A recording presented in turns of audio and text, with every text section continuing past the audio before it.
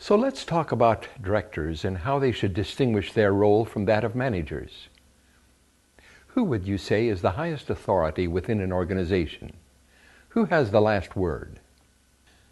The board? The CEO? The chair? None of the above? The ultimate authority in all organizations resides with the members, sometimes referred to as stakeholders. They own it and maintain it for their purposes. I like to illustrate with a simple drawing. I call it the Big X, beginning with the members. The members elect a board of directors and vest it with the responsibility of achieving the purposes for which the organization exists. Large boards commonly elect an executive committee and empower it to act on its behalf. Finally, a board elects one of its members to serve as chair. Now we cross a very significant line and concentrate on the administrative structure. It is under the direction of the CEO, also known in many organizations as president or executive director. Large organizations have one or more vice presidents to whom the department heads report. Then there are the employees or volunteers. Finally, there are the operations, commonly referred to as program. Does the division of functions apply to all organizations? It does, although it is less obvious in young organizations, like before it has employees. But even here it is useful to distinguish governance from operation. This distinction becomes even more evident when we assign functions to these two organizational divisions. Left of the line, we have the board. Right of the line, operations. The board makes policy, staff implements it. The board is responsible to determine the ends for which the organization exists. Staff is responsible for the means by which the ends are achieved.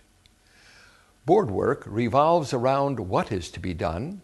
Staff decides how. The board's role is to discern. Is this a good idea or a costly distraction? Staff is expected to do. Boards think. Staff acts. Board work is head work. Hands are optional. In fact, hands get in the way. Staff work involves hands and head, of course. If this isn't already enough, boards metaphorically give the pitch. Staff sings. All of this to make one point. Board service is distinguished from management. The responsibility for making this distinction rests first with the board. When the board is clear about its governance role and adheres to it consistently, staff follows its lead. When the board ignores this distinction, it is very difficult for staff to understand and fulfill its role. This is not to infer that one is more important than the other. Governance and operations need each other. Each is completed by the other. Boards cannot do their work independent from staff. They are partners with a common task to achieve the purposes for which the organization exists. The proverb says it well. One hand washes the other. Why the wavy line separating the two parts of an organization? It simply means to convey that the separation is not absolute. It is not a stone wall. It is an understanding between a board and its management on their respective roles that both understand and abide by. Nature, we know, abhors a vacuum. When a board fails to do its governance function, staff fills the vacuum. This causes the board to feel that its role has been invaded, when in fact the board has abdicated. When management does not do its job, probably because the board has not done its job, directors roll up their sleeves and get involved administratively, whereupon staff accuses the board of micromanagement. The resulting role confusion is described well in a German proverb. Everybody does what they will, nobody does what they should, but everybody is actively involved. Good people all, but confused, unclear about their function. Effective board work begins by making this governance management distinction and adhering to it consistently. So, Edgar, on which side of the line is the CEO? Are CEOs governance or operations? CEOs are responsible to the board. This suggests that CEOs should not serve on the board to which they are responsible. I recognize that in practice, some CEOs are on the board, particularly in for-profit organizations. It can work, but only if both the CEO and the board understand and adhere to this role distinction. Is this to suggest that board members cannot be involved in operations even as volunteers? I begin with a premise that a board functions as a board only when it is in session. This suggests that when directors serve as volunteers, their directorship is irrelevant, beside the point. Directors have no special status when they serve as volunteers. They serve under the direction of whoever is responsible for the activity, board or staff. If this distinction is so logical and important, why is it so often violated? I can think of 4 reasons. 1, ignorance. Many directors simply do not understand this distinction. 2, many directors are in real life managers.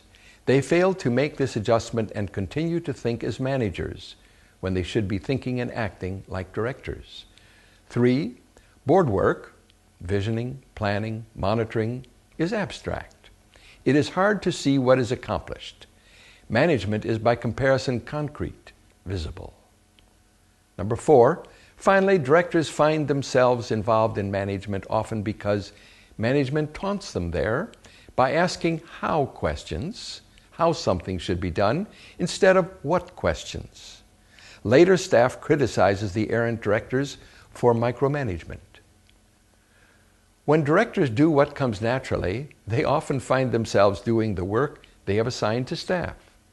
They need to continually call themselves back and focus on their governance assignment.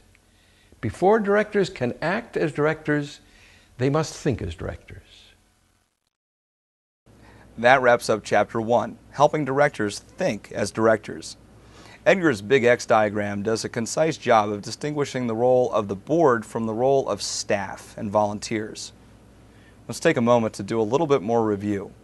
Consider the following question and choose the correct answer. Who would you say has the highest authority within an organization? A, the board. B, the chair. C, the CEO. Or D, the members. If you chose D, the members, you were right. Members own the organization. The board, the chair, and the CEO all work to fulfill the purposes for which the organization exists. Now let me challenge you with a few true or false statements. True or false? Board work is more important than management. Well, that's false. Remember the wavy line in the Big X diagram? The board and management must work as a team. Each complements the other to achieve the purposes for which the organization exists. And true or false? Having participated in a board decision to, say, build 5 habitat houses, board members are obligated to sign up on the construction schedule. The correct answer is false. Board members may volunteer, and it's good if they do, but they're not obligated to do so. And finally, true or false? When a board member serves as a volunteer at a thrift store, she or he has no authority over the store manager. Well, the correct answer here is true. The manager is accountable to the board, not to a given director. When a director serves as a volunteer, she or he is serving as a volunteer, not as a director, and as such is under the authority of the store manager. In our next segment of the program, Edgar and Lynette talk about duties of a board. Let's listen in.